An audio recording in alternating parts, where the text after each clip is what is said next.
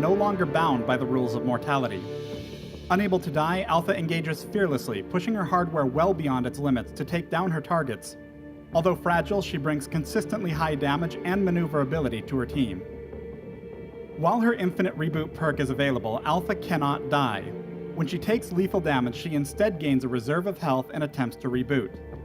If her reserve is not destroyed within several seconds, she returns back to life. The cooldown for Infinite Reboot is displayed in place of energy. Anytime this bar is full, Alpha's reboot is available. During the reboot process, this bar slides to 0, indicating how much time remains before she returns to life. Alpha's Prime Directive allows her to scan for enemies along a path. Upon connecting with any target other than a minion, that target is slowed and Alpha instantly dashes behind them, dealing damage to them and all surrounding enemies. I recommend learning this ability at level 2, then upgrading it first and taking its overdrive. With Core Charge, Alpha can spend her own health to instantly land a basic attack on her target, while fracturing the ground for additional crystal damage. Additionally, each activation grants a stack of Core Overload. Core Overload increases the damage dealt by this ability and causes all of her basic attacks to heal her for a small amount. Core Overload stacks continually drain a small amount of Alpha's health. However, if Alpha lands her Prime Directive, it will remove the health drain while keeping the positive effects. Prime Directive's damage is increased based on how many stacks are removed. I recommend learning this ability at level 1, upgrading it second, then taking it as a second overdrive. When Alpha activates her ultimate, Termination Protocol, she immediately enters a self-destruct sequence and gains a strong barrier. After several seconds, or once the barrier is breached, Alpha explodes and deals heavy crystal damage to nearby enemies.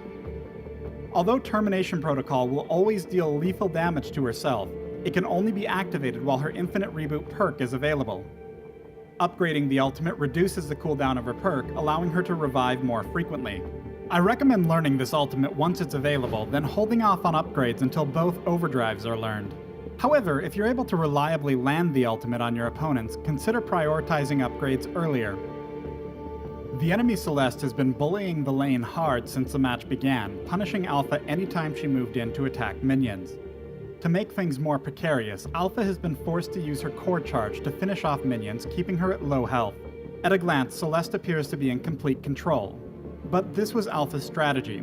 The moment she learns her ultimate, she drops out of vision and positions to engage. Celeste is nearly out of energy, and although she has enough health to survive an engagement with Alpha, her overconfident positioning makes for an easy initiation. Alpha activates her ultimate a split second before Celeste lands her Heliogenesis.